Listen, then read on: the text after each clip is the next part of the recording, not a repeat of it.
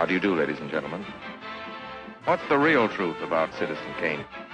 It'll probably turn out to be a very simple thing.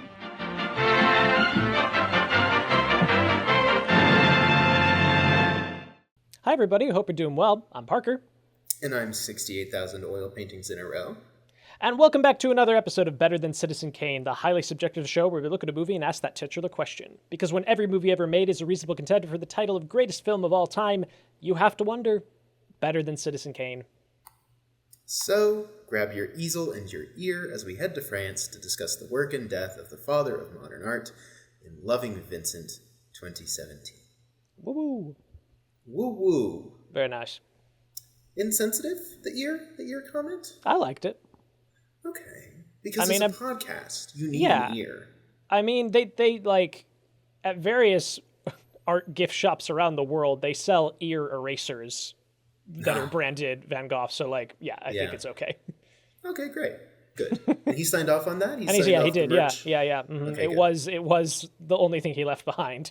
It was the merch rights to his The merch ear. rights, yes. Yeah. They don't really touch on that in this one. No. Loving Vincent. Yeah. Loving Vincent. It's really interesting that you brought this to the show, Parker. Because in my mind, when you bringing this, I was like, well, that makes sense. You know, it's this interesting piece of kind of cinema curiosity, you know, kind of thing. It was curio is the word I was looking curio. for. Of just like, like they hand painted an animated film frame by frame. I feel like it shows up on like Instagram Reels all the time where it's like, did you know they did this? And I'm always like, oh, interesting. Yeah, I still need to watch that. And so I just assumed you bringing this was just like admiration of the form, which I think we will be talking about on this episode. Yeah. I never would have guessed that this movie is literally Citizen Kane. Yes. Yes, that is so. That is like the two-pronged reason I brought it. Citizen Kane, which I had no idea of until it started, and I was like, kind of getting Citizen Kane vibes from this. And then as it kept going, I was like, this is Citizen Kane. Yeah. They caned Van Gogh. Van Gogh? Van Gogh? What do we I've heard it both say? ways. Let's pick one. Let's say Van Gogh. Okay, great. So yeah, they caned him. Yeah, right? they did. Yeah.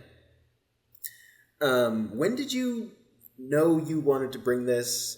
Why is that why you brought it? It is fully why I brought it. Is that one, like it's so rare that we can find opportunities on this show to bring in cinematic firsts. There's just so few, you know? Like Truly. And it seems like that's such a big heavy hitter for Kane's reputation is like the first to do a lot of these telling a story with a camera, fictional narrative filmmaking staples, these now fundamentals that people build off of.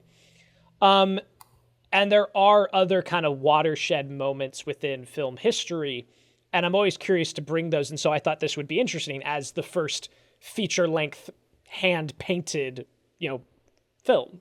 Right. And I was like, that is interesting. That's an interesting point.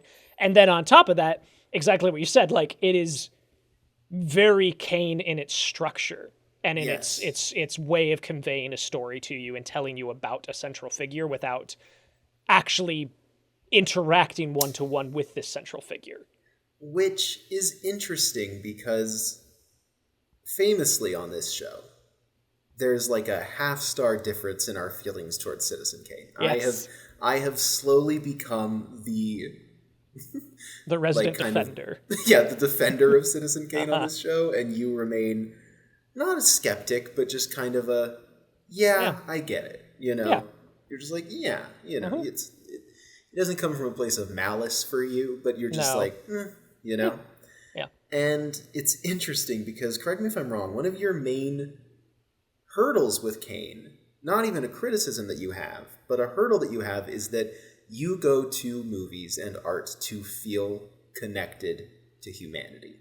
And something that Kane is doing very intentionally is keeping us at a distance from Charles Foster Kane. We are learning about him through other people. He remains, there's a certain level of emotional distance that we maintain with him, and thus we don't get a lot of interiority with Kane, right? Like that's kind of the point of the movie, which is something that Is that something that you would say is kind Totally. of a hurdle for you in I that think movie? so. Is you're just like, Yeah. I don't, like, what do you want me to think about him, right? Yeah.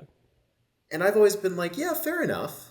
Mm-hmm. I'm not necessarily like as struck by that in the way that you are. And then watching this, I was like, oh, I get it. Oh, I feel for this movie the way Parker feels about Kane and Kane. Yeah. Because for me, I was like, this movie is doing nothing for me with Vincent van Gogh. Like, I am getting nothing about this man. Mm-hmm. This is a movie which is so firmly interested in his death and in his mental health, but in a way that doesn't feel empathetic to me. It feels like that's borderline ignorant of his mental health. Like, and again, I could see how these are characters at the time who, you know, at a certain point they mentioned melancholia, which is, I believe, their term for depression. Mm-hmm. And like, I don't think that the movie is saying that our main character is right when he's like, there's no way he would have killed himself. Yeah. 6 weeks after saying he was fine. Mm-hmm. And yet watching the movie, I was like, it feels like there's just this big hole that they keep pointing at and saying, we're not going to address the hole. We're going to kind of suggest other things. Where I'm like, yeah, he was depressed. Yeah. He was mentally unwell. But at the same time, I feel like it's very easy for Van Gogh to be commended for his art in the face of his depression and his mental illness. And at the same time, also, it tends to swallow up the man, I think, a little bit. Like, you know, we talk about ear merch. It's like he, you know, we like to make of him his quote unquote madness, right? And this is a movie that at times feels like it's trying to talk about it. And at the same time, because of who our main characters are, we're not actually going to talk about it. And because we are both so focused on it without actually addressing it, it starts to feel like I don't know anything about Vincent van Gogh in this movie. Like, in this movie's version of him, it really feels like he is at an arm's length from me. And it just makes the form of the movie, which is so dedicated to his art, kind of not work for me, because I don't get the sense from the story that there is love and admiration and respect for his art. That is all in the form of the movie, which is interesting. Yeah. And that's kind of what I'd like to talk about. But that's kind of like my general thoughts. Is like, I was like, oh, this is, I think, what Parker's talking about with Kane. Truly, no, like 100%. And that's why I thought it'd be really interesting to like see what your thoughts and feelings were on it. And when I saw your review, you landed about where I thought you would. I was like, this makes sense to me, because it's fully what I feel about Kane, where I'm like, I can look at the form of this thing. I can look at the filmmaking on display and genuinely be struck by it. The wonderful compositions, the lighting, the chiaroscuro, the deep focus, all of these things. And it can leave me feeling nothing about the central subject of what it's talking about, right? Yeah. So like that's exactly how I feel about Kane. Congrats. So I'm like, oh, great. There it is. I get it. But I am interested to know, this came out in 2017. Yes. I imagine you didn't see this, I'm going to guess, until like early 2020s. This feels I like think it was 2020 is when I finally caught it. Is that like I'd heard a lot of people talk about it. It was a pandemic watch for me of like, I should get to this. Like, I have time on my hands. I should get to this. And so watched it then. And I guess February 2021 was my first watch of it, I suppose. I would say that's still pandemic. We're still in the pandemic world, but that I would say that falls under COVID. Yeah, so that was the first time I've watched it, and the only other time I've watched it other than this. It is not one I've revisited since, but it is one, interestingly, that I was, again, I didn't write any review at the time. This was when I was just logging stuff, but like the artistry of it struck me enough that I bought it when I got the chance. I saw it for cheap somewhere, and I was like, I'll pay $5 for that movie. So it is in my collection, despite being a pretty firm 4 stars. Like, on a bad day, I think I'd probably put this closer to 3.5, but like I'll get into the things that make it a 4 for me, but like it is, like like I so fully am struck by the style rather than the substance of this, which feels like an insult, but like it's not fully. No. So so yes, I think that like it's what we talk about with stop motion, right? It's literally, we went and saw Coraline in theaters before Damon was out. Yes. In like 2023. Yeah. We saw it in theaters, and I've brought it up on this show many times, but you literally turned to me, you were just like, watching stop motion gives me a headache. Yeah, sometimes. Just thinking about all of the effort that's put into it, and like the time and the dedication, and just like how you just feels like you would lose your mind doing this. Truly. This with stop motion, I get that every once in a while, and I can mostly get locked into what's going on screen and see it as a movie. With this, I couldn't not. You're the just entire you're thinking time about it I was constantly. I was outside of the movie basically the entire time, which is not the movie's fault. No, but like it is... I'm watching it and I'm just like, this is overwhelming to look at. Like truly, it's incomprehensible almost. My experience with watching it is so much closer to watching an art installation than sitting down and watching a movie, cause like when I go and watch an art installation, I'm not necessarily invested in a narrative. I'm looking at the form of it.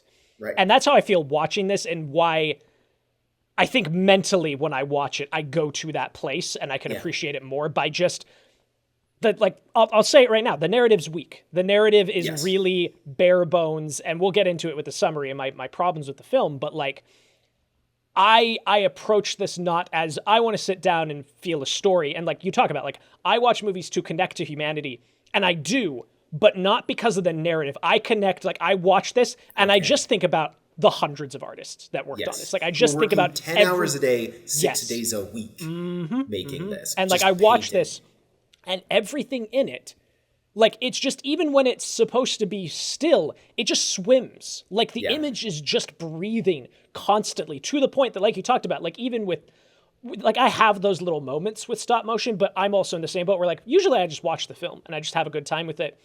And then there's just once in a while, there's just these crazy shots where, like, I have, like, a mini panic attack. I'm like, that must have taken so long. Oh, my God, that took so long. And this is because nothing is still, except for one very crucial moment that I want to talk about in the summary. Like, it's just, you can't not look at it. You can't not be aware of the artifice constantly. Yeah, which is, I think, like, again, not a problem of the movie, but just made the watch kind of exhausting for me. Truly, I can totally see that. This is so much to take in, which is why in my Letterboxd review, I gave this 3 stars. This is a first-time watch for me. I'd never seen this before. And, like, it is probably 3.5. Sure. But I am just kind of, like, I was kind of exhausted by it and frustrated by the story and the performances in a way that I wasn't expecting to be. Because usually I can be like, well, if this is pretty enough, you know? Yeah. But I think it was so pretty in such an overwhelming way.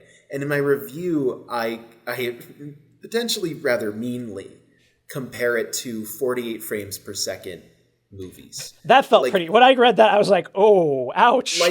Like Peter Jackson's but I only say this because it's the same sense of exhaustion in my eyes. I get that. That is the only thing that I'm really comparing it to. The more mean one is comparing it to motion capture filmmaking. Yes, both of those, I was like, I can totally see where you're coming from with that, especially on a first time watch. Like, I also say that it's that effect, but far more artistically resonant. Sure, is what I say. Naturally, yes, and I agree with that. But because this is more sound artistically, and it's gorgeous. But the feeling I came away from the movie with is like my eyes are kind of tired.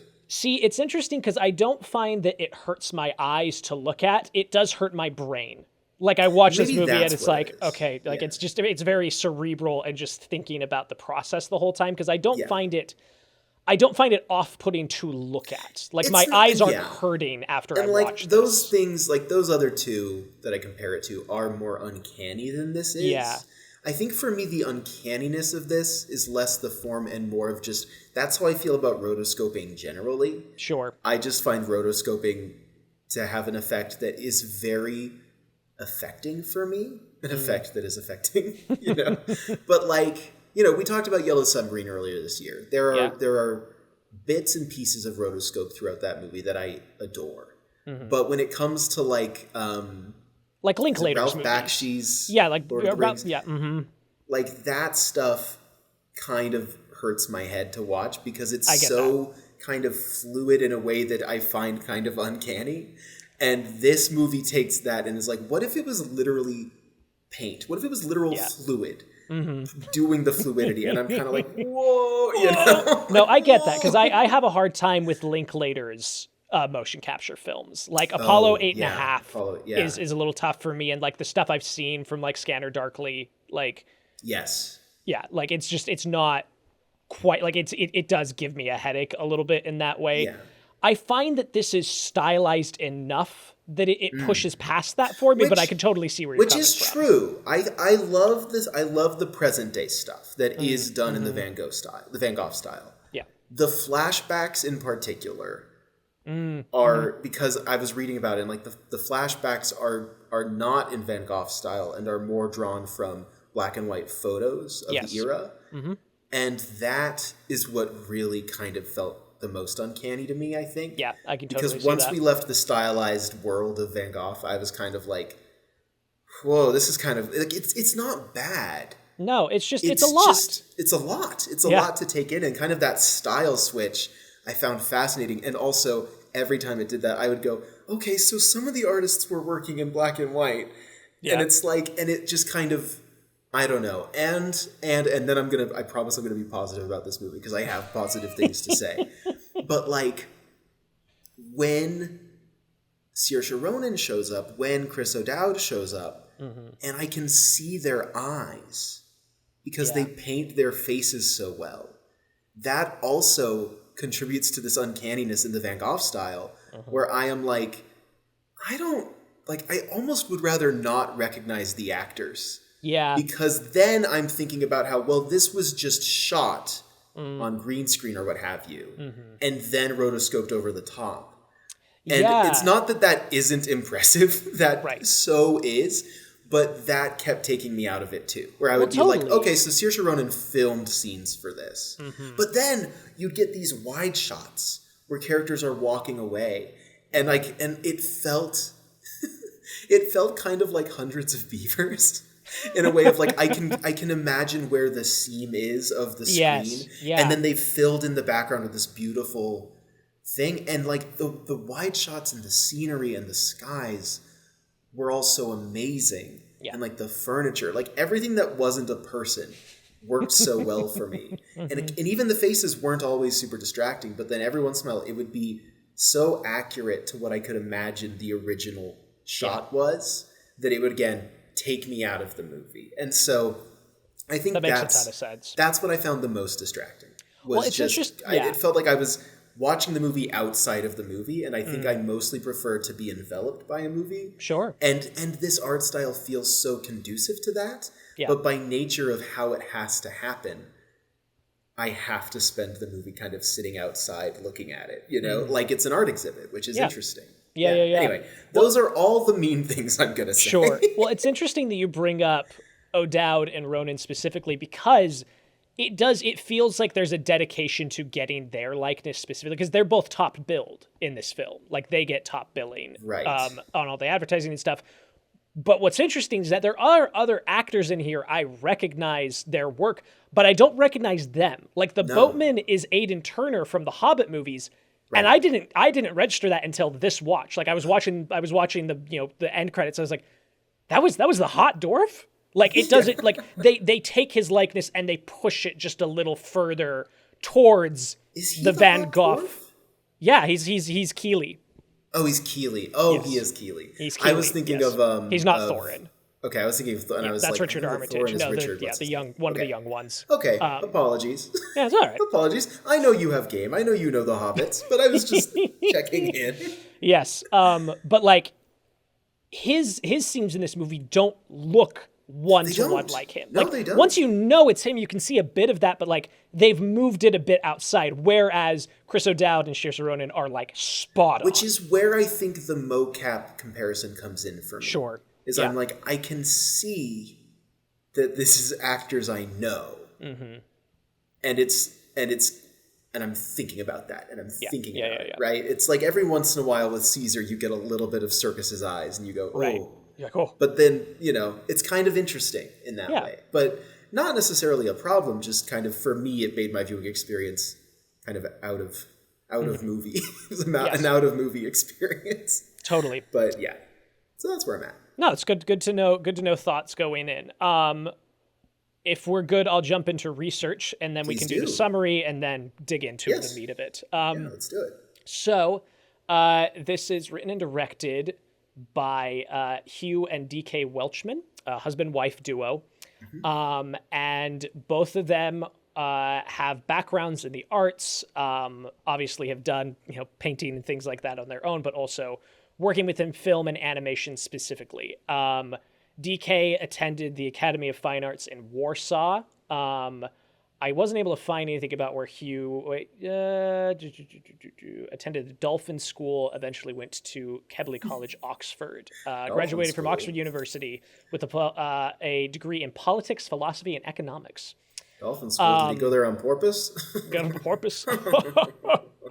Anyway, sorry. I'm sure that's an actual name, prestigious thing. Okay, keep going. In 2002, he founds a film company called Breakthrough Films, which eventually leads him to being a joint winner of an Academy Award for Best Animated Short in 2007, which is the stop motion film Peter the Wolf, which I think I've seen, actually. Yeah.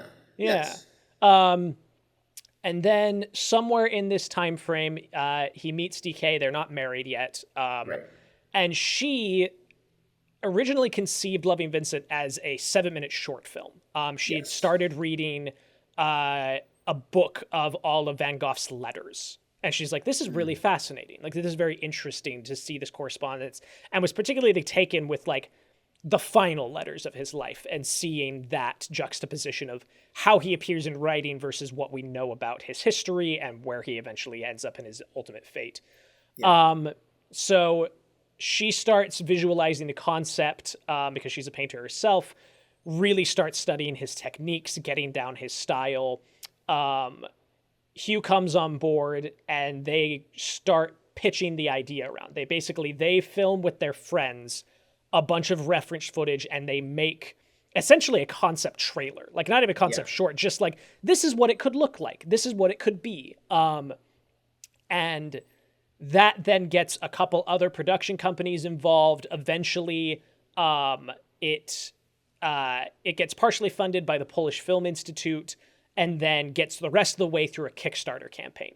And part of the trouble they were having with this is that they wanted classically trained painters rather than traditional animators. Yes. Like, that was important to them because, as Welchman said later, like, they wanted to avoid artists with personalized styles, somebody who could employ a very pure oil painter aesthetic akin to their subject matter. So a total of 125 painters from over 20 countries traveled to Poland to work on the project. And this was, they sent out this recruitment teaser. They said, okay, this is what it could look like. We need artists.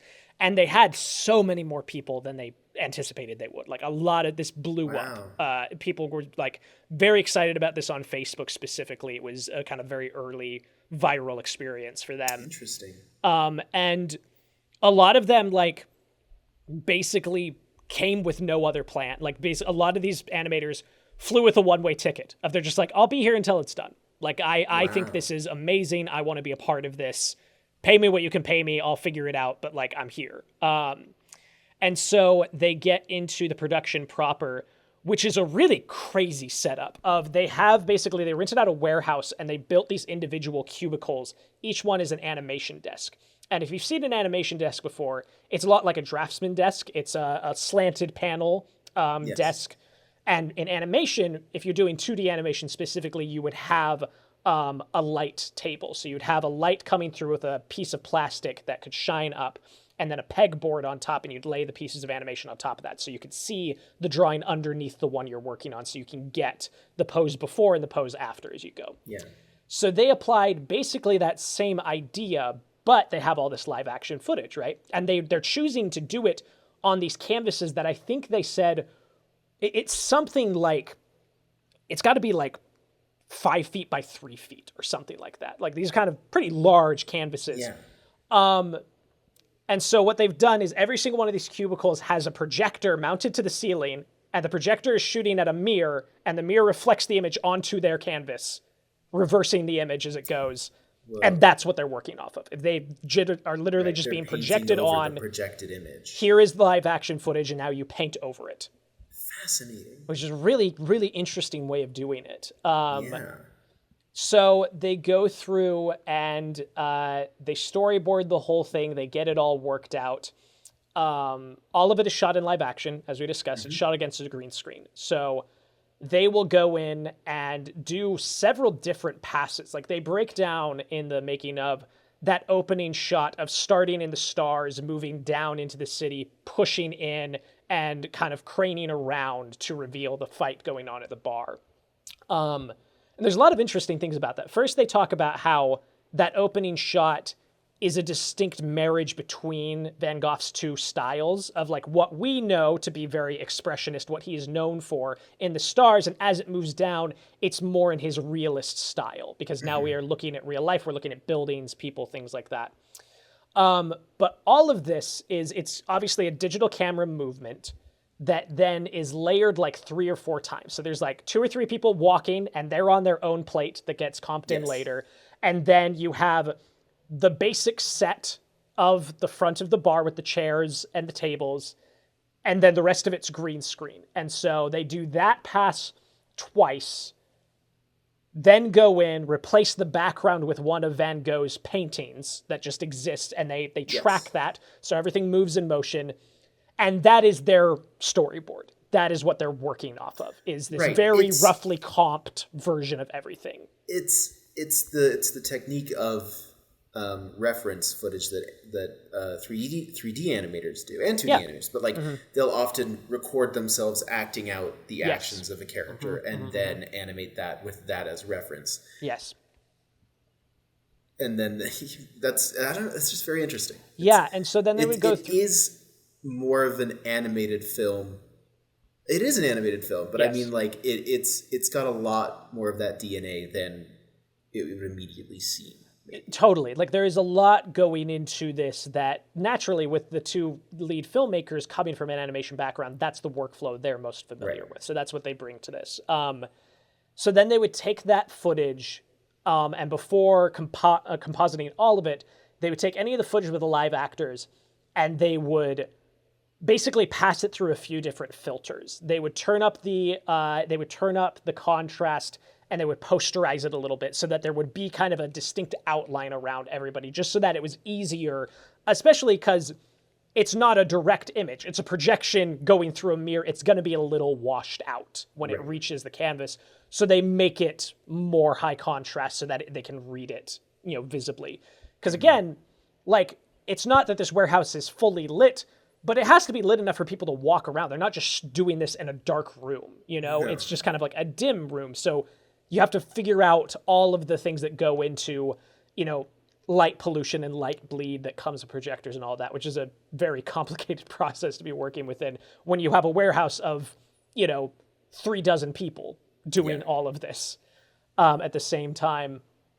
So then from there, they would shoot that onto the canvas. Each one was individually painted. They would edit the scene and those scenes would be assigned to the animators and they would just go through and they would just paint on top of this in the particular style. And because of how it worked, it's not that each one of these is its own finished painting. They would paint it, they'd photograph it, and then oftentimes they would paint over that to get to the next image. So there's a continuity of brushstroke. There's a continuity of like the actual matter of the paint on there, which leads to only about 1,000 finished paintings surviving the production, where they said, let's keep this one. Yeah. And I think they auctioned those off at a certain point. I know that. I remember seeing that they sold a lot of these. But out of that, nearly 65,000. Actually, it's a little bit more than that. Wikipedia is wrong here, at least according to the behind the scenes. The director quotes it as 66,240 individual paintings. Yeah. So yeah, out of that number, 1,000 of those are like finished paintings that still exist, and the rest, I didn't know this. I thought that they were all individual, but it is that they're painting on top of that painting into the next one.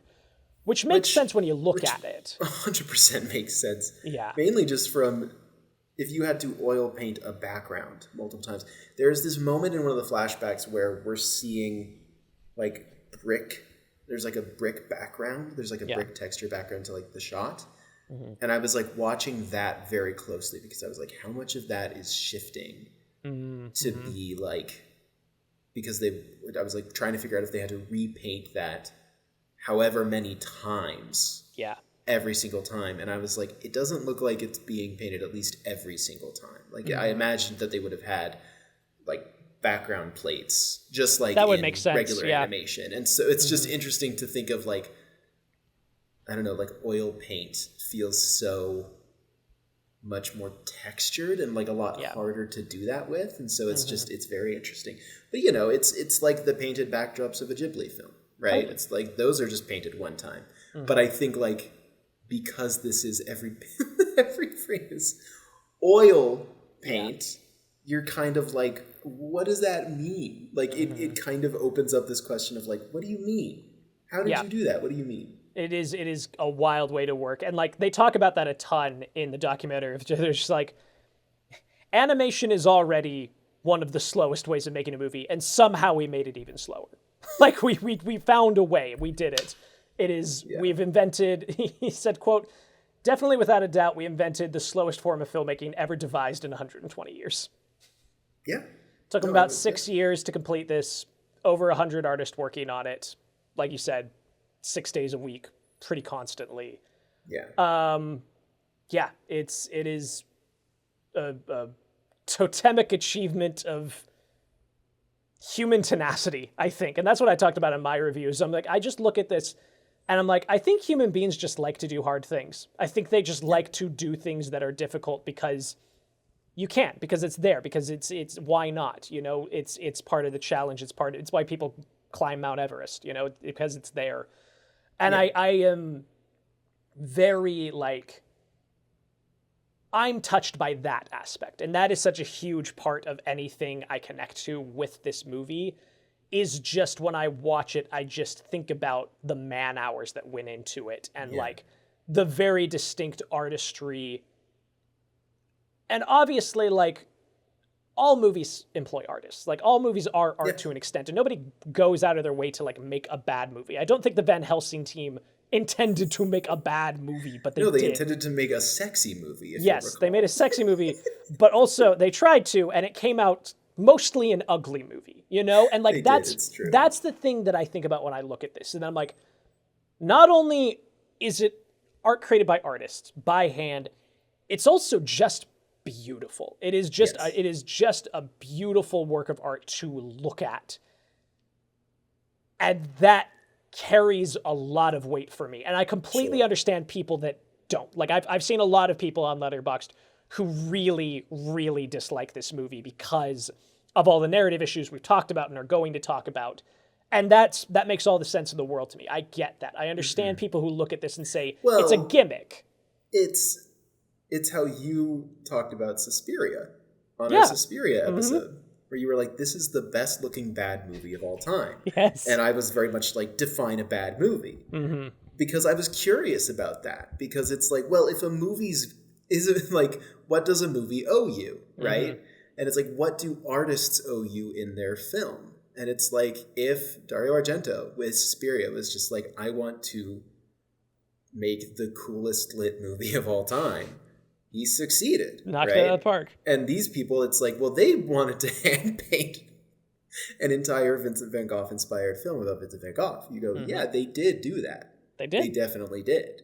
Yeah. Right? And it's just up to the viewer to determine, like, if I have problems with other places in the craft, is the look of this, because it is a visual art form, is the look of this enough to make me a fan of it, right? Yes, absolutely. And so it's just a difference in mileage, really. Yes.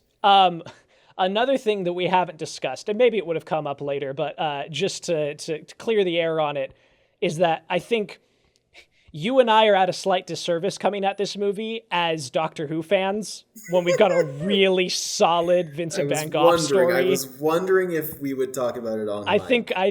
I think Vincent and the Doctor is a really fantastic character study of the artist. It is. And let's talk about that later. Okay, great. Because I've got more thoughts on that. We'll put a pin in that. But I don't want to interrupt the flow of of research and such. I mean, that's pretty much it. Like that's the extent of it. The budget was $55 million. Box office was 42.1. Like it did turn a profit. It did do fairly well. They've continued to make movies in this style, which I was unaware of. Yes, The Peasants. I haven't seen it, but I'm interested to check it out. And they are working on a Goya film. Mm-hmm. Which is really interesting. So yeah, I go, okay. All right. Fascinating. I go, can you franchise this? it's just movies of artists with their art form. It's such an interesting idea. Yeah. To take the sorry, I fully distracted myself by asking myself like 4 questions in a row in my head. One of which was, has this been done in other mediums? Like where you take the work of an artist and use that work, that medium, because if it's an artist in another medium, taking that medium to tell their story in a film, and my brain went piece by piece. Pharrell Williams, and I was like, no, what do you mean? That doesn't make any sense. That's funny. He's not known for being a Lego man. He's not known for being a Lego man. That's really good. But I was like, Anyway, so I just got really thrown off by piece by piece, being reminded of piece by piece in my head. Yes. But it's an interesting idea, is all I was really trying to say. Yeah, I agree. Taking another medium and drawing and literally using that medium to tell the story is so interesting. Yeah, and like that's the thing is that, whatever my mileage may be on the films themselves, I think it's really cool that the Welshmans are doing this. Like, I think that will make for a very interesting body of work when you look at like their filmography through their lives. Yeah, and I think it's great. Yeah. That's all I had for research. Okay. So we wanna jump into summary. Let's jump into the summary. It's kind of like Citizen Kane. If you play this episode at the same time while watching Citizen Kane, it lines up like Pink Floyd and Wizard of Oz. It does, yeah. When he says, I'm Charles Foster Kane. Yes. That's at a key moment in this movie. Right, naturally. Yeah, naturally. I'm not some crooked... Does he say I'm not some crooked politician? Yes. Now you've just got me thinking about that edit I sent you of that. I know. Which I'm still very proud of. Yeah, you should be. What Chris O'Dowd is really good in this movie. I want to say Chris O'Dowd in this. Like, I don't love every performance in this movie. I have a hard time with our main guy.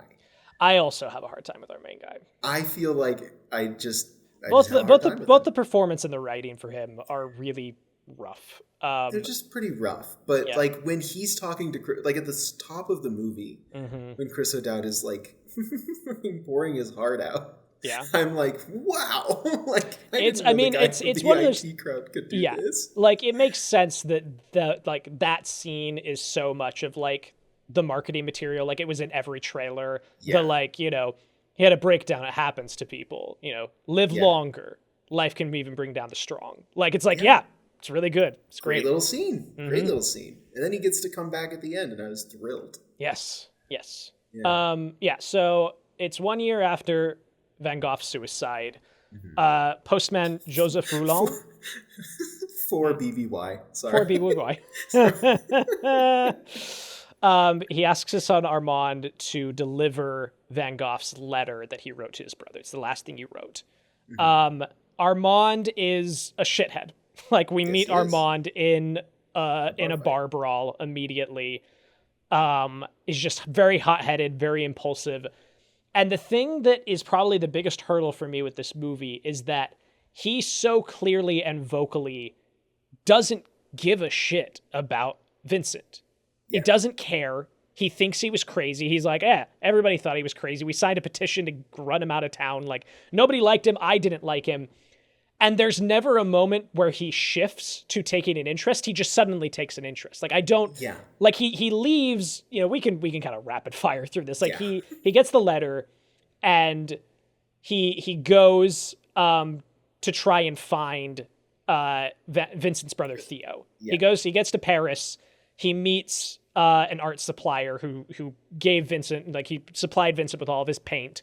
And he's like, do you happen to know where Theo Van Gogh lives? He's like, oh, I'm sorry, he died. You know, he like, the grief, he just couldn't take it. Like, he was just devastated by Vincent's loss or whatever.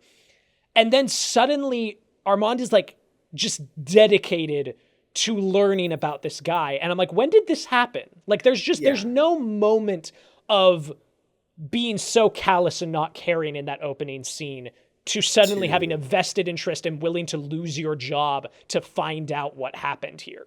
Like, he basically goes from, like, do you know where this guy lives so I can deliver this letter, to, like, I have to find the next person, the next of kin, or whatever. You know, like, I have to do this.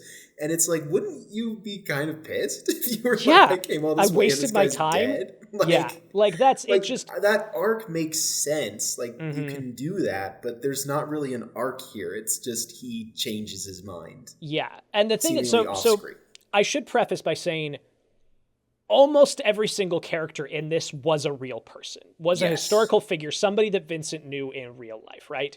And many of them he painted. Yes, many of them he painted. A lot, like all of the costuming for these characters comes from his direct paintings of these people. So we know these people lived, they know where they were around. The actions in the film are extrapolated. There is no evidence that Armand Rouland went to go deliver this letter. It's just, you know, what this film presupposes is... What if he did? What if he did? But I think that in part is a tripping point for the movie, because when I watch this, immediately my brain is like, why isn't he a detective? Why isn't this just some character that is unrelated who is investigating the death a year later? Because that makes sense. That gives him a motive. As a detective. He is. And I don't know why, because nothing about how he's introduced to us. He's a blacksmith.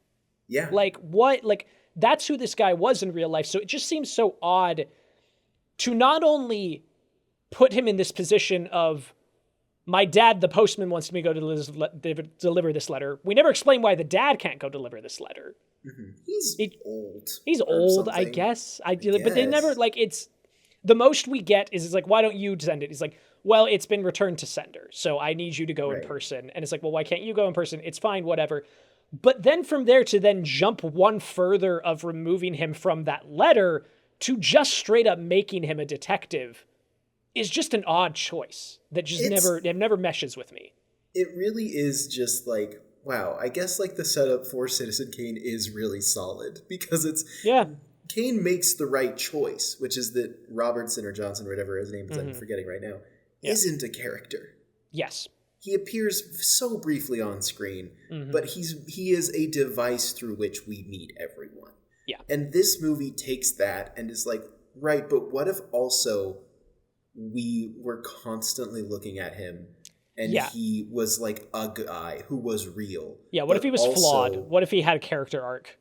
Right. It's like, no, the kind of the beauty and simplicity of Citizen Kane is he's a reporter who is, like, vaguely curious and mostly enjoying, like, learning about this. But at the end, he's just kind of like, I don't know. It's just my job. On to the next story. Like, it's my job and I never figured it out. This movie requires someone who's just doing their job.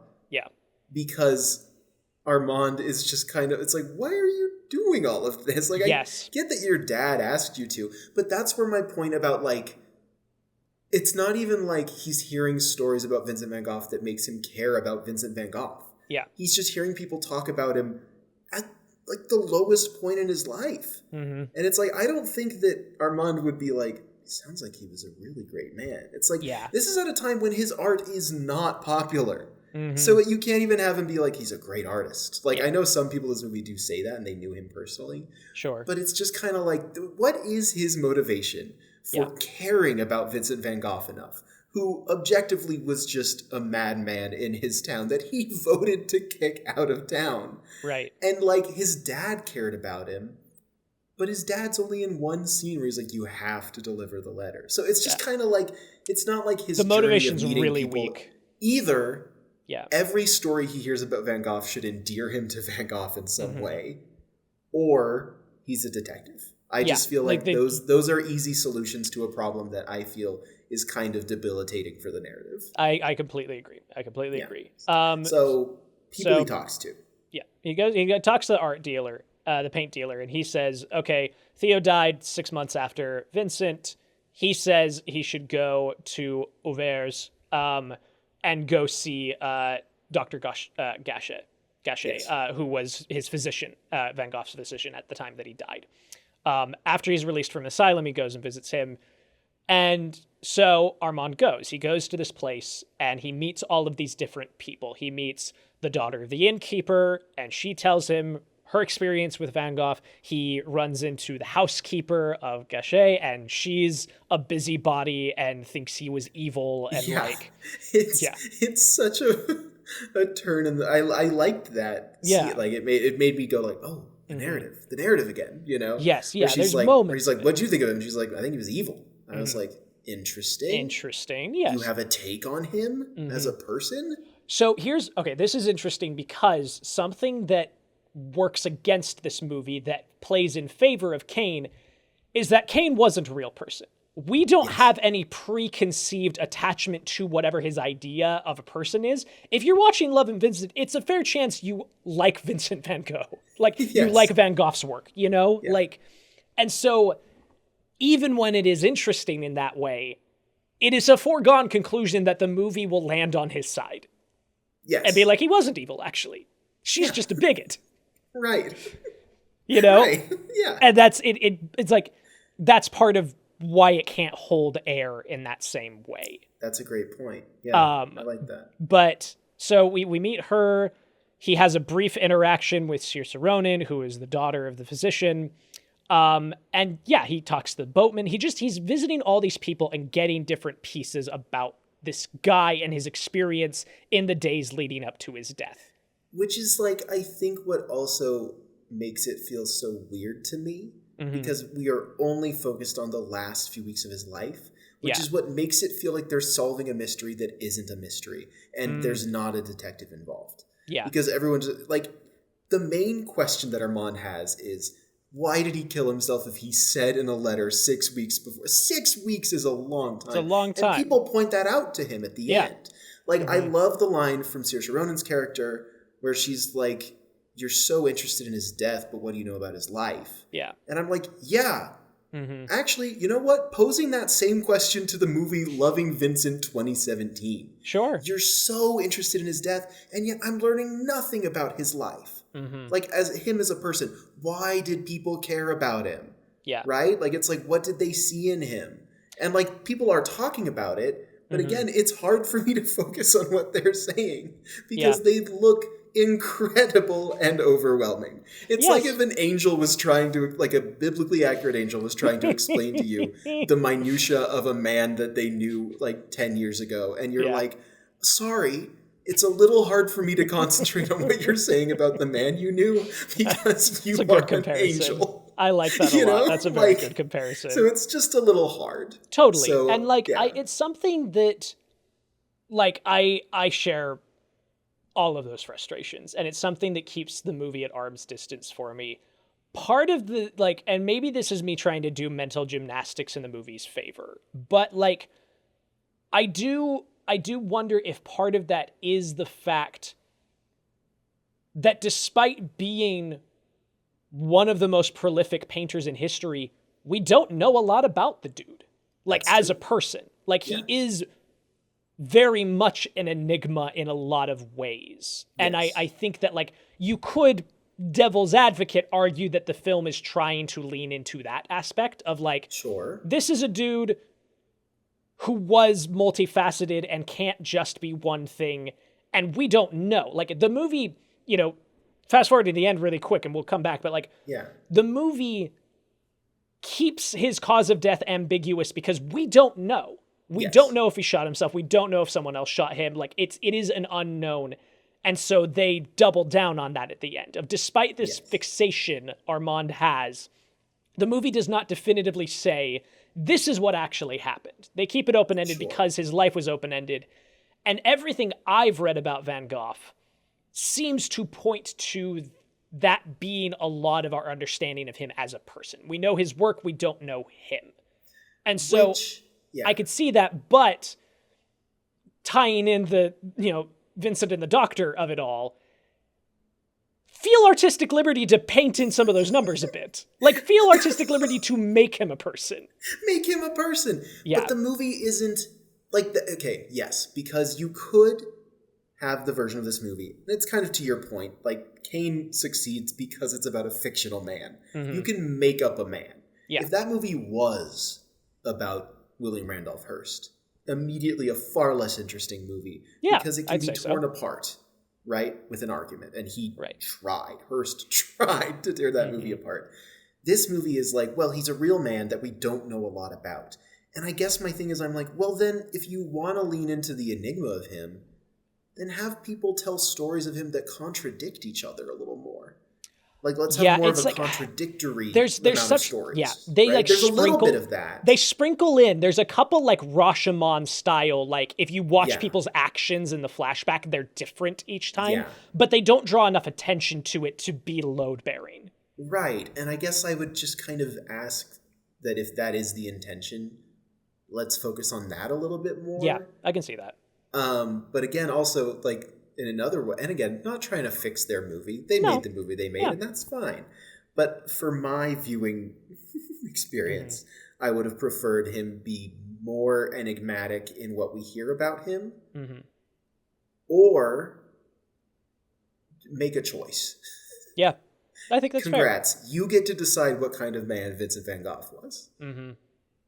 Yeah, because yes. No, just say? Like in the effort to not say anything damaging to the idea of who he was, you're not saying anything, period. Like, if you are if you're so afraid to fill in those blanks a little bit, you will just land where the rest of us land, where history lands, of, we don't really know much about this guy. It's a common question in, like, music biopics as well, right? Like, especially with Bob Dylan, right? Yeah. Like, you have I'm Not There, which literally recognizes the fact that he is so changing and evolving in his persona, and he's such kind of a mystery to us that he's literally 8 different people. It's a great chart. And then when A Complete Unknown was coming out, people were like, is this movie going to try to tell us who Bob Dylan is? And I haven't seen it, but from what I've heard, A Complete Unknown also is just kind of like, doesn't really get into where he came from. He just comes in and they do the story they're telling, and that's it. Like, they're not trying to answer the question, who is Bob Dylan? Like, that's not what people want. And I feel like when you're dealing with a real person, if they are not attached as a producer, which is crazy to me that they didn't try to get Van Gogh as a producer on this. Yeah, odd.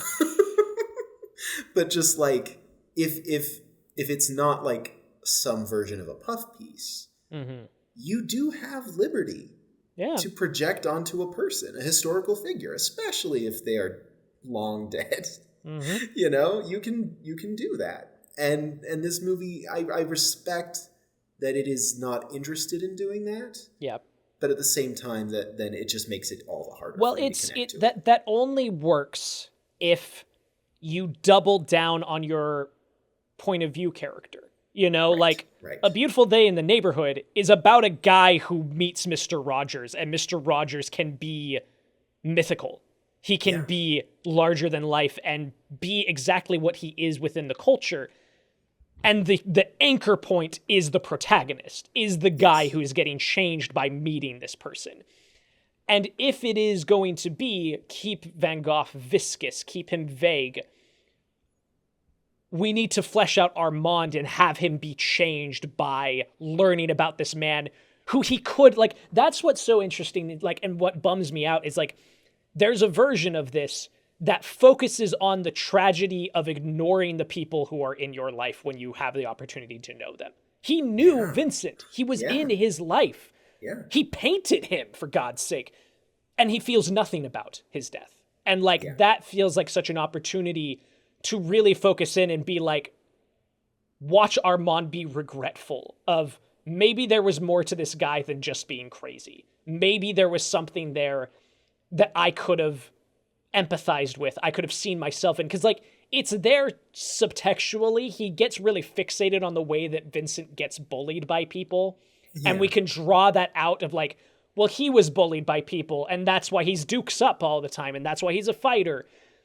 But none of that's in the text. Like that is me drawing a line outward and making an assumption. Yeah. And I think that there's there's such an opportunity there that the movie doesn't go for. And so instead we're left wanting on both versions of Vincent's portrayal and Armand's portrayal. Yes. It's just kind of weak. Yeah. It's just a little flimsy, you know, which is like, fair enough. Mm-hmm. Look at how it looks. Yes.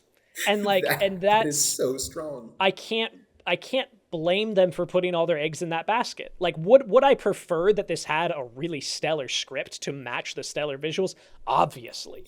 Yeah. 100%. But like, at the same time, it's, you know, Ellie and I were joking about this when the movie started, but it's true of like, watch an indie film and pay attention to how many logos are in front of it. Like this takes, these movies are scrappy. These movies are cobbled together on a prayer and 12 different donors. Yeah, like, I mean, it's like every movie is a miracle, but especially independent movies. This independent film is a miracle. Yeah.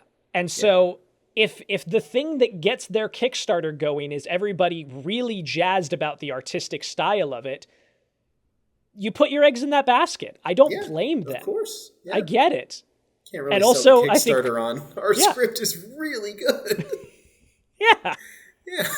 And it's like, and that's, you know, that is what it is. And that doesn't negate the fact that as viewers, we can be frustrated about the narrative aspects of it. Like both, it's duality. Both things are true. Yeah. Yeah, go ahead. Vincent and the Doctor. Vincent and the Doctor. Just really quick. Yeah. Richard Curtis, our mortal enemy. Enemy of the pod. Writer of Love Actually and Yesterday. Yes. Uh-oh. No, he also wrote About Time. He's got good stuff. Yes. He wrote one episode of Doctor Who for Matt Smith's 11th incarnation of the titular character. How do I talk about Doctor Who? How do I talk about it formally without letting all my nerd bias shit creep in? Seep in, more like it. But Vincent and the Doctor is regularly considered one of the great episodes of Doctor Who, in which they meet Vincent van Gogh. Yeah. There's also an invisible rooster that's running around. There is. Big invisible rooster monster running around. Right, naturally. But that story, that script, makes choices about Vincent van Gogh. And it's believable, and it's affecting, and it ends with a clip that I feel regularly breaks containment. Often. And just I goes often around see the that internet. floating around. Yeah. It just goes around where they take him to the future and he sees his own artwork in a museum and he gets to hear Bill Nighy talking about how he's the greatest artist who ever lived. And it's unbelievably emotional. And I'm not asking that this movie be that story. No, but like, but I'm glad you brought this up because like that episode ends in a way that ties in so nicely to Loving Vincent of like the companion character Amy is convinced that because they showed him he mattered, because they showed him his impact, she's like, he's gonna live. He's gonna live so much longer. So many more paintings. So much new work, so many new paintings. And they get back to the present and nothing changed. He still died. He still took his own life. Yeah. And like they get to sit in that moment. And there's a really lovely speech from the Doctor talking about like, but we made those days better. Like, you know, and that's all you can do. That's what life is. Like and that's a relinquishing of control of the outcome. And like, that feels tied to this of like, it's inherently going to be a tough sell to talk about the tragedy of someone taking their own life. Like it's gonna be hard to pull an inspiring, uplifting message out of that. And it can be done. It can, like, you can focus on I would the say aspects of it. That episode obviously does a brilliant job with that. It benefits from having characters who are entirely fictional and also can go to the future and talk about this in a way that we would talk about it. Right. But even in this movie, it gets basically all the way there too. Yeah. At the end with Chris it does. O'Dowd, I think it does right? land. I think it sticks the landing on that. It's just, it is more of a through line in the Doctor Who episode. It is. It is the kind of spinal cord of the whole thing. Yeah, where you feel this missing that through line at the end. Like when he's okay, let's so Armand is running around meeting all these people. He eventually develops this theory that some local teenager named Renee shot Vincent. Yes. And that Vincent covered for him because he didn't want to stir up trouble. He was depressed. He wanted to die. All these things, right? And he tries to deliver the letter to Dr. Gachet, and he's gone for a couple days. And then he finally meets with him, and they finally, after all of this information, after all the other stories he's heard, he sits down and talks to the guy who knew him the best in town. Knew him directly. And that's where he talks about, he's like, I think that's ridiculous. I think that it's crazy for somebody to write that they feel perfectly fine and then 6 weeks later they're dead. And Gachet pushes back on me. He's like, oh, you're an expert in melancholia then, are you? You're familiar with it? And he's like, no, I'm not. He's like, well, I am. And let me tell you about it. 6 hours is enough to see a massive shift in somebody. He's like, imagine what can happen in 6 weeks. And a point you brought up earlier that I can totally see where you're coming from, it doesn't hit the same way for me of like, I don't find that the film is turning a blind eye to his mental illness. I think it allows the characters to present us with a lot of varying interpretations of the event. Maybe he was murdered, maybe it was depression, maybe he was severely mentally ill, and not landing on one particular answer doesn't feel like the filmmakers ignoring his depression to me. It feels more like it feels like what they're trying to do with the rest of it. I don't know if I'm putting words in their mouth here a little bit, but like, I don't know if their intention was not wanting to step in any particular direction on the memory and legacy of Van Gogh, and so they say nothing, right? Yeah. But it does feel that way when you watch the movie. And textually, everything we've talked about lines up with that hypothesis. And it feels like these conversations about his mental illness fall in that same category where they're like, well, we don't want to say anything definitive because we're afraid of saying something wrong. It's giving us the final Rosebud question without the reveal that Rosebud is a sled being thrown in the fire. Yeah. Right? Like, it is, we've seen all these different people's stories. And at the end, this final question that our main character has goes unanswered. Mm-hmm. The difference is that in Citizen Kane, the audience gets the answers. Yes. And in Loving Vincent, there is no answer for the audience to be let in on. Yeah. Yeah.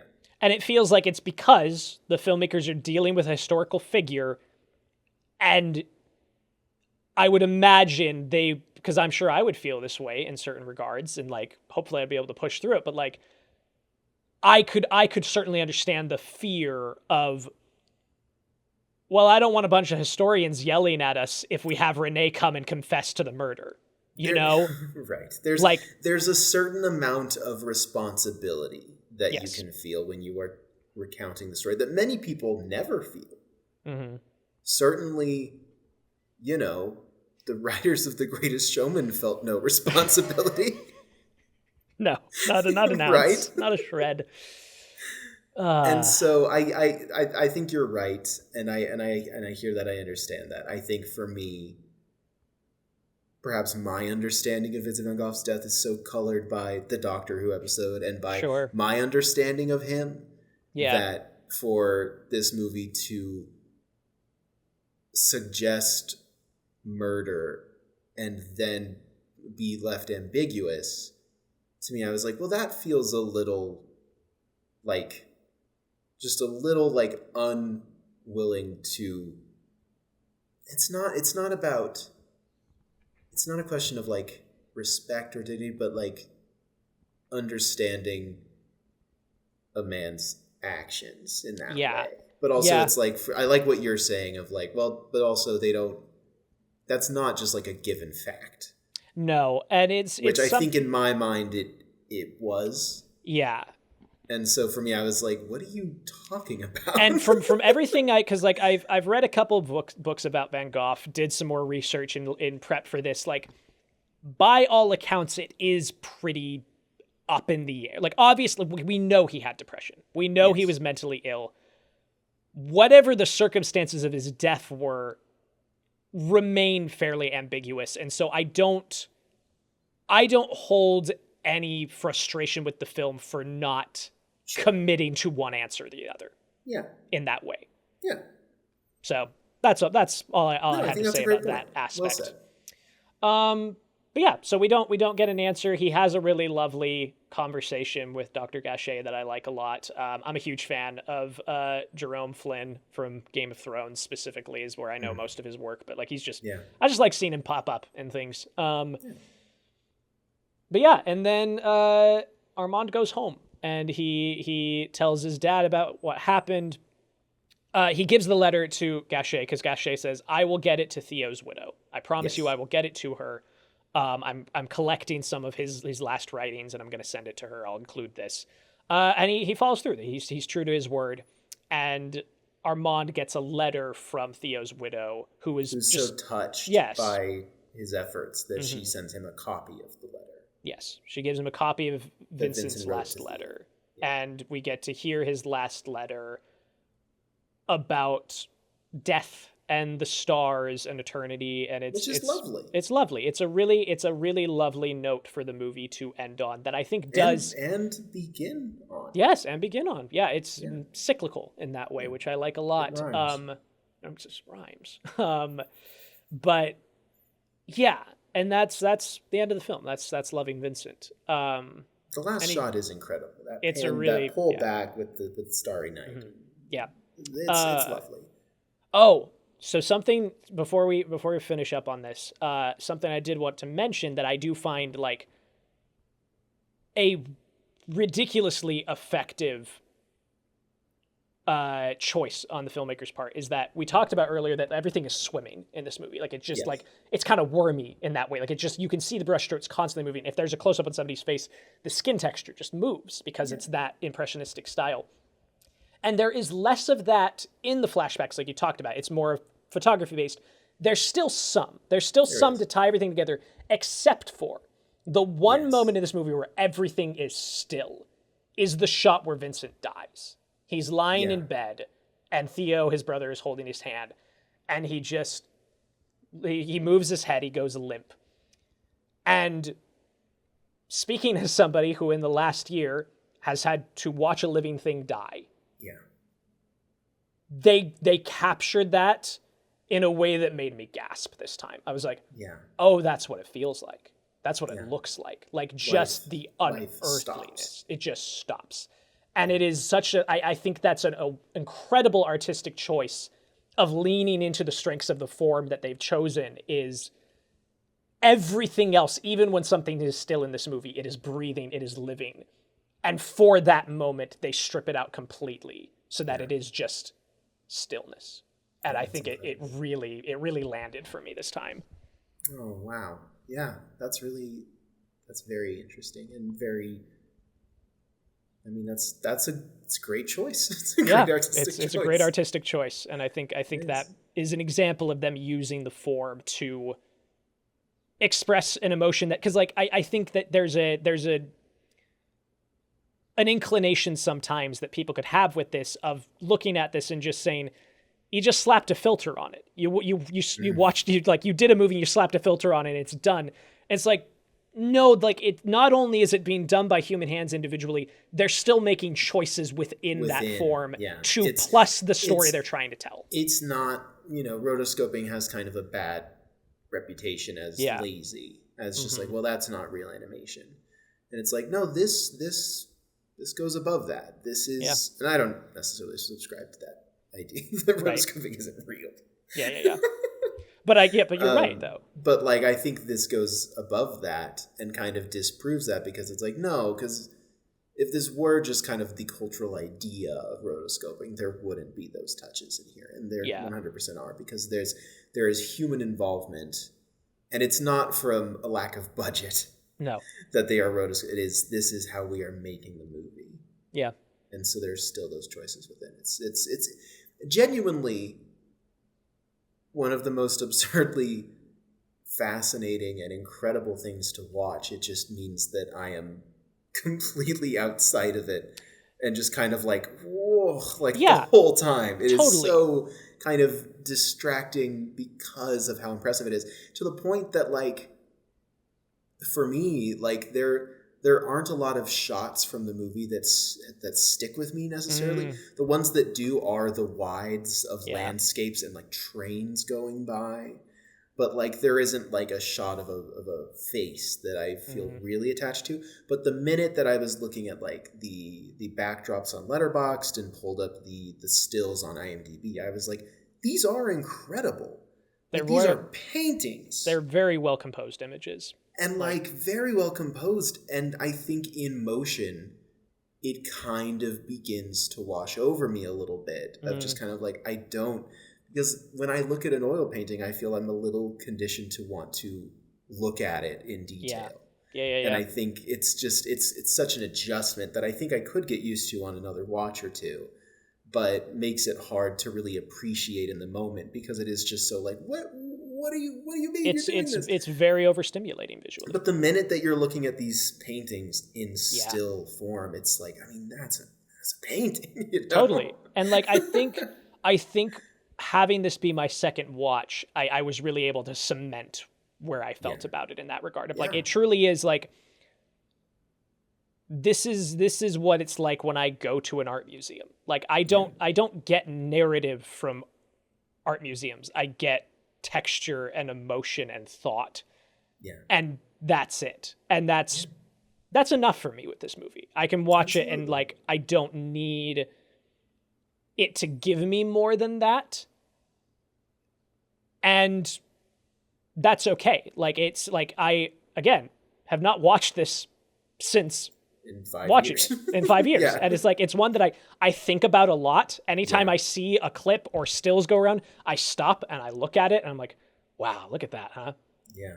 And that's my relationship to this movie. It is not a story I think about a lot. I forgot a little, like, there's stuff in the middle that I'm like, oh yeah, this happens in this movie, doesn't it, huh? Like, I remember the kind of murder mystery aspect to it all, but like some of the more specific elements, I was like, oh, okay, yeah. But the artistry is something I've thought about constantly, like just pretty omnipresent in my brain as the years have gone on. Yeah. Absolutely. Were there any other things you wanted to mention of favorite moments, things to talk about? I mean, I mentioned the trains. I love the trains. What are my notes? Oh, there was that transition where, I think it was in black and white, there's this transition where she's talking about a memory of Vincent or something, and then coffee pours into a cup. Yeah. And that transition really stuck with me. That one was cool. I really loved the effect of that. I think the idea of painting a transition like that was so interesting and so well executed to me. I really liked it. I don't remember exactly when that takes place, but that transition really got me. But yeah, I mean, I think I've said all I need to say on the movie. Okay. Yourself. Yeah, I think so. I think we can trudge on into criteria then. Great. Okay, historical and technical relevance. It is the first movie. It's the first to do this. Yeah. And it wasn't the last. No. But I do like it's the thing that's tough with more recent films is that we have yet to really see what the impact of this film is, and if it is going to be influential on the same level. It certainly feels in this moment that it's a curio so far. Like it was nominated for Best Picture, Best Animated Feature. It lost to Coco. Yes. Which, there could be a discussion about that. Sure. It's wild it went up against The Boss Baby. Nuts. What a year. Animation is what a treated year. so bizarrely by the Academy. But it feels that it's cemented itself very nicely in, oh, that's interesting. Yeah, totally. You know? I think so. Yep. But I don't know if it has sustained an impact. No, it's as wide-reaching. Not quite. I think that there is certainly it is so rare for me to, in the actual contemporary moment, feel like I can look at something and identify, oh, this is going to get appreciated beyond its time. Like this will have a re-reckoning of sorts. Yeah. And I feel that looking at this. Like I think that as the years go on, there will be a moment where somebody dusts this off and it gets to the Criterion Collection. You know? Sure. Like it's like, oh, look at this, you know? Because like we've talked about before, there are several movies in the Criterion Collection that I would say that are narratively not great. Like I think there's some really kind of rough narrative stuff, but they are there for other reasons. They are there because of artistic, cultural... Robinson Crusoe on Mars. Sure. You ever seen Robinson Crusoe on Mars? Pretty terrible.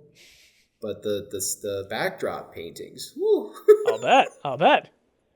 He tells... No. I'll tell you later. All right. Weird movie. But to your point, yes. Yeah, there's most certainly a reconsideration of this movie in its future. Yeah. Of kind of like oh wow, it feels like we really didn't fully talk about that in the way that we could have. Yeah. But as it stands, Kane gets the point, I think. Like pretty firmly. How well is this doing what it's trying to do? I think, I mean, I don't want to, lead ahead too far, but like I think if you've listened, you kind of know where this is going. I think you know the outcome that's coming, but I will offer that I think maybe a bone could be thrown to Loving Vincent here of like, absolutely, they wanted to do a feature-length Van Gogh painted film, and that's exactly what they accomplished. And they did it. And like, I would argue that if the movie's goal is to homage to his work while also starting a conversation about him as a person, even though the movie itself isn't having that conversation, the script isn't having that conversation about him as a person, it certainly strikes up the discussion pretty well. Yeah, I'd say so. And like creates curiosity in the man and in the artist through the medium of his art, which is very commendable. And I think you could give this that point. Yeah. I think so. Like I think it is. I think it's fair to consider it on those fronts, and I do. Like I think it is worthy to be commended in that way. So I would give this point to Loving Vincent, I think. Give a point to Loving Vincent. Do you connect with this? How well do you connect with this? I mean, we both have already not much. Like it's like again, like, it's beautiful to look at. I connect with the work of the artists. Yeah. I go, wow, that must have been really hard. Yeah. And really time consuming and so impressive. And I don't feel much else beyond that. And I think that's okay, Okay. And I feel the same way. Like I think the effort that goes into it raises it slightly for me compared to your experience with it, but overall, like, no, I don't have much of an emotional experience watching this film other than just thinking about, especially now, like, I will say it is very interesting watching this now versus 2021, because like all the time I'm just thinking about AI while I'm watching this movie, and I'm just like, man, human beings are always just will always be better, because again, I do not, in my heart of hearts, ever believe we will get to a point where if you told AI to make you a feature-length film about Vincent van Gogh in the style of Vincent van Gogh, that it would have the clarity of choice to remove the motion when he dies. I don't think it would happen in a million years. Not once. I don't think so. No. And it's those choices that matter, and it's those choices that I have any sort of emotional anchor point to the film in. It's the idea of the movie at all that is human. It's the notion of let's do the hardest thing in honor of this art that we care about. Yeah. And we are in an age now where many have been convinced that doing something hard is inherently beneath us. Yes.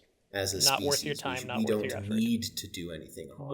Why do it? We've Convenience. earned convenience, Yes. and we deserve convenience. And companies and billionaires and politicians are all trying to tell us that no, you need convenience. Yeah. And it's like, actually, I think that being human is inherently inconvenient.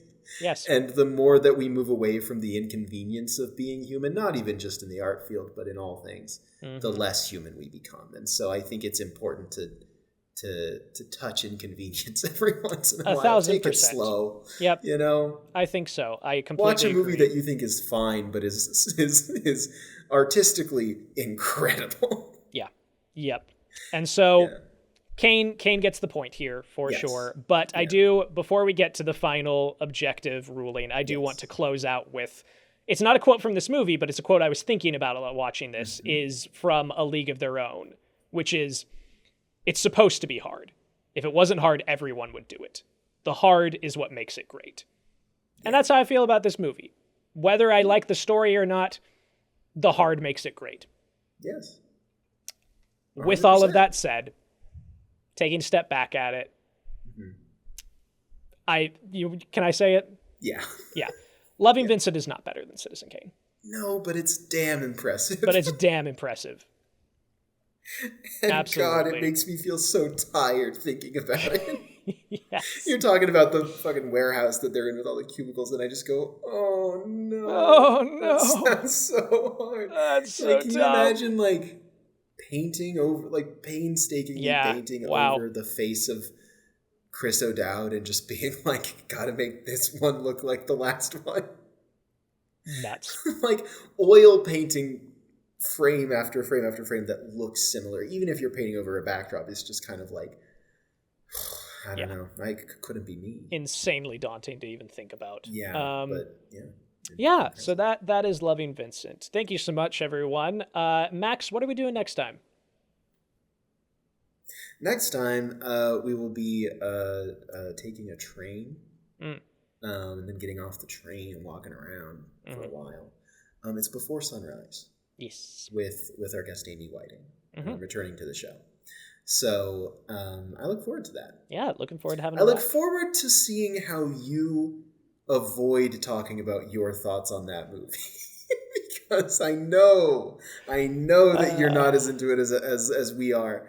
And I look forward to the very polite gesture Parker does sometimes when a guest is on, where he will very kindly not say anything too mean, and then we'll end the call and he'll be like, okay, here are some more thoughts I didn't feel like could share. which is understandable. But who knows? It's truly maybe I'll have warmed on it. Maybe on a revisit. We'll get to it. It's been 5 years for you? Yeah, it's been a minute. It's been a minute. Yeah. So we'll see. I hope it's okay that I mentioned. I just think that's it's all right. I mean, I do that too. You know, yeah. Yep. Anyway, I think it's fun. So I'm excited. All right. Take care, everybody. Thanks, everyone. Take it easy.